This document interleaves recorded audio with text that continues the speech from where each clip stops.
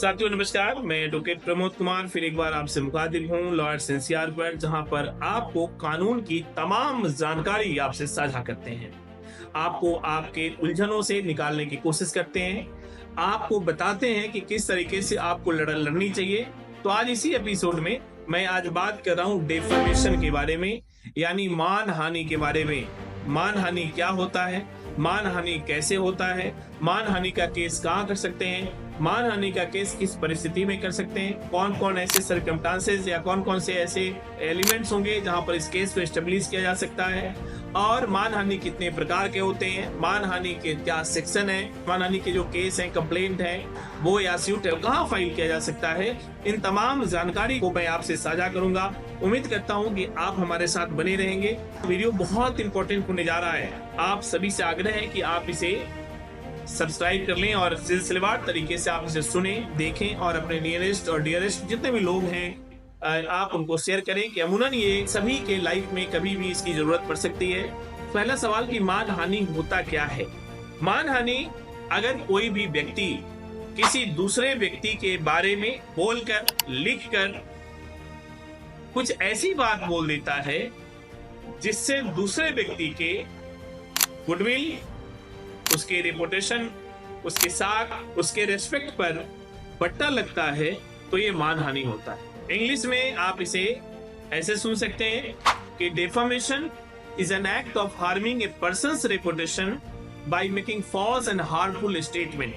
When someone's reputation is damaged due to such statement, अब वो statement चाहे written हो या फिर स्पोकन हो, that person can file A defamation case against such person, जो भी डिफेम करने की कोशिश किया करेगा।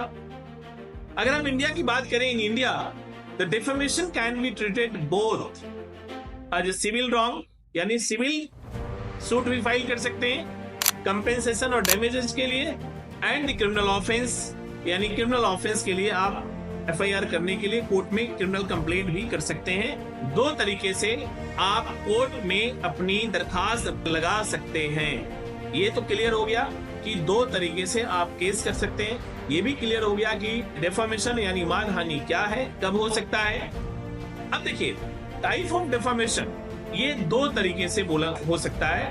एक तो है लाइबेल, इसके तहत डेफेमेशन इन रिटेन, प्रिंटेड और पब्लिश। जैसे हम एग्जांपल ले लेते हैं कि अगर कोई न्यूज़पेपर में किसी के बारे में निकलवा देता है, कोई ब्लॉग लिख देता है, कोई सोशल मीडिया पर कोई पोस्ट कर देता है, तो ऐसे को हम लाइबल डेफेमेशन के कैटेगरी में रखते हैं। एक और है टाइप जिसको हम स्लैंडर कहते हैं, और स्लैंडर में क्या है कि डेफेमेशन इज स्पोकन फॉर्म और थ्रू द गेस्चर। हम एग्जांपल के तौर पे ऐसे बोल सकते हैं कि अगर वो वर्बल कोई किसी को अब्यूज किया है, मतलब आपने किसी को गाली दे दिया, किसी को आपने ऐसा वर्ड बोल दिया जिससे वो अपने आप को डिफेम महसूस कर रहा है, कुछ ऐसे स्पीचेस आपने दे दी उससे उस डिफेम महसूस हो रहा है, तो ये भी जो है डेफेमेशन का पार्ट है। अब आपका दूसरा सवाल आएगा कि वकील साहब ये बताइए कि जो सिविल सूट डेफेमेशन है उसमें क्या कर सकते हैं और जो क्रिमिनल कंप्लेंट है उसमें क्या कर सकते हैं। तो देखिए, civil suit seeking monetary damages for harm cause due to the reputation. अगर कोई व्यक्ति को रेपुटेशन डैमेज हुआ है और वो सोचता है कि मुझे जो मेरा जो रेपुटेशन डैमेज हुआ है, जो मेरा गुडविल, मेरा साख की जो बट्टा लगा है, हम उसका डैमेज क्लेम करना चाहते हैं, तो उसके लिए वो सिविल सूट रिकवरी या डैमेजेस के लिए कंप्लेंट यानी सूट फाइल करेगा कोर्ट में जाकर के। और दूसरा criminal complaint under section 499 and section 500 of the Indian penal code IPC which may lead to imprisonment up to 2 years और फाइन और बोथ। यानी क्रिमिनल कंप्लेंट अगर आप फाइल करेंगे, सेक्शन 499 500 IPC में आता था, अब नए लॉज में BNS में आ गया है, BNS के सेक्शन में आया है। तो ये पुराने लॉज का मैं अभी बता रहा हूँ, नए लॉज में BNS यानी भारतीय नागरिक संहिता में आ गया। इसके तहत सब कुछ सेम है, कोई डिफरेंसेस नहीं है। सारे जो कंटेंट्स हैं और बाकी जो लॉ जो कह सकते हैं डिफेमेशन के जो प्रोविजन है वो सब कुछ सेम है, सिर्फ सेक्शन का सीरियल नंबर आगे पीछे हो गया। तो 499 500 की बात कर रहे हैं, यानी डिफेमेशन की बात कर रहे हैं, मानहानि की बात कर रहे हैं। तो क्रिमिनल केस में अगर आप किसी को जेल भेजना चाहते हैं, उसे सजा दिलाना चाहते हैं, तो क्रिमिनल कंप्लेंट फाइल करेंगे। अब एक सवाल और आपका आएगा इसमें कि वकील साहब, कैसे हम किसी के खिलाफ मानहानि का केस कर सकते हैं, यानी डिफेमेशन का केस हम किस सर्कमस्टांसेस में, किस परिस्थितियों में कर सकते हैं, क्या क्या एलिमेंट्स होना चाहिए जिससे कोर्ट में हम साबित कर सकें कि ये डिफेम हुए हैं। तो देखिए, पहला जो प्रावधान है वो ये कि स्टेटमेंट में होना चाहिए, that statement must be false. Second, it must be published or communicated to a third party, and third है कि it must lower the reputation of person in the eyes of society।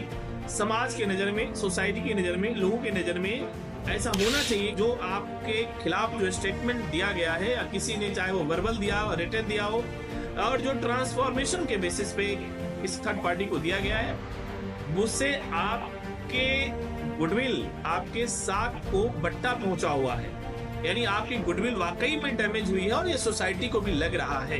तो ऐसे case में आप damage claim कर सकते हैं, चाहे वो सिविल नेचर का सूट फाइल करके या फिर क्रिमिनल केस करके। एक एलिमेंट और है, it must not fall under any exceptions. अपवादों की कैटेगरी में ये नहीं होना चाहिए। हम अपवाद की भी बात अभी करेंगे, सिलसिलेवार तरीके से क्रोनोलॉजिकली आपको बताएंगे। मैं अभी समरी एग्जांपल दे रहा हूं कि जैसे कोई फेयर क्रिटिसिज्म हुआ है, ऐसा कोई क्रिटिसिज्म हुआ है जैसे सरकार के खिलाफ आपने बोला, सरकार की जो मोनोपोली है, सरकार की जो इकोनॉमी है वो ठीक नहीं चल रही और आपने कहा कि गलत हो रहा है। तो ये मतलब ऐसा कोई भी क्रिटिसिज्म, ऐसा कोई भी विरोधाभास जो वाकई में तर्कसंगत है, फेयर है, ट्रूथ इन पब्लिक इंटरेस्ट, ऐसा कोई भी चीज जिससे जो ट्रूथ है और पब्लिक इंटरेस्ट में है, मानव के हित में है, लोगों के हित में है, समाज के हित में है, तो हम इस पर आगे चर्चा करेंगे, आप सिलसिलेवार तरीके से सुनिएगा। तो ऐसे केस में यानी कुछ अपवादों को छोड़कर मैं भी 8-10 अपवाद सुनाऊंगा आगे, किस किस परिस्थिति में डिफेमेशन नहीं क्लेम किया जा सकता, वो मैं आपको सिलसिलेवार तरीके से आगे भी बता रहा हूं। आप इन एलिमेंट को अगर आप क्लेम करते हैं तो आप डिफेम होने के लिए कोर्ट में अपना दरखास्त लगा सकते हैं, एप्लीकेशन लगा सकते हैं, कंप्लेंट मूव कर सकते हैं, सिविल सूट डैमेज के लिए फाइल कर सकते हैं। एक सवाल और कहेंगे कि वकील साहब, आईपीसी में और बीएनएस में कौन ऐसी धाराएं हैं जिससे डैमेज चाहे वो सिविल केस के तहत हो या क्रिमिनल केस के तहत हो सकता है? तो देखिए, मैं आपको ऊपर भी बताया, अगर हम इंडियन पिनल कोड आईपीसी की बात करें तो सेक्शन 499 ये मानहानि को डिफाइन करता है, डिफेमेशन को डिफाइन करता है, और सेक्शन 500 जो प्रोवाइड्स पनिशमेंट फॉर डिफेमेशन, और इसमें अप टू 2 years इम्प्रिजनमेंट और फाइन और बोथ, यानी 2 साल तक की सजा या दोनों या फिर फाइन, इसका प्रावधान सेक्शन 500 आईपीसी में दिया गया है। तो सेक्शन 499 और सेक्शन 500 ये बहुत इंपॉर्टेंट टॉपिक है।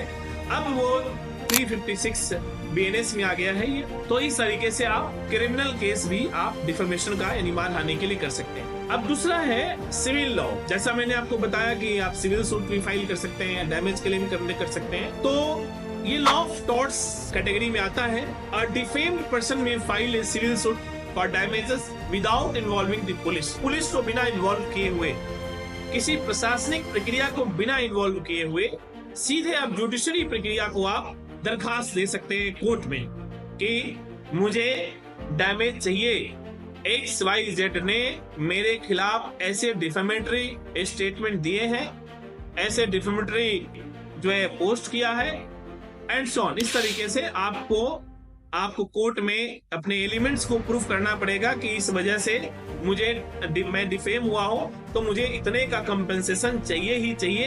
तो ये सिविल लॉज में जाकर के, यानी सिविल नेचर का कंप्लेन सूट फाइल करके आप अपने जो भी आप डैमेज क्लेम कर सकते हैं वो आप अपने एप्लीकेशन में लिखेंगे, अपने सूट में लिखेंगे। अब एक और है जिसको हम कॉन्स्टिट्यूशनल प्रोटेक्शन कहते हैं कि किन किन परिस्थितियों में आप को डिफेम अगर किसी के अगेंस्ट बोलते हैं, वाकई में उसको अगर मानहानि हुआ भी है, तो आप वो क्लेम नहीं कर सकता। तो article 19 sub section 1 clause A कहता है guarantees freedom of speech but this is subject to reasonable restriction under Article 19 subsection 2 to protect an individual reputation। इसके तहत अगर आप करते हैं, जो एक्सेप्शन में आता है, या आपका संविधान, आपका कॉन्स्टिट्यूशन आपको ये अधिकार देता है, बोलने के लिए, लिखने की आजादी देता है, बोलने की आजादी देता है, और ऐसे कंडीशन में अगर कोई डिफेम हुआ भी है, अपने आप को महसूस किया भी है, तो भी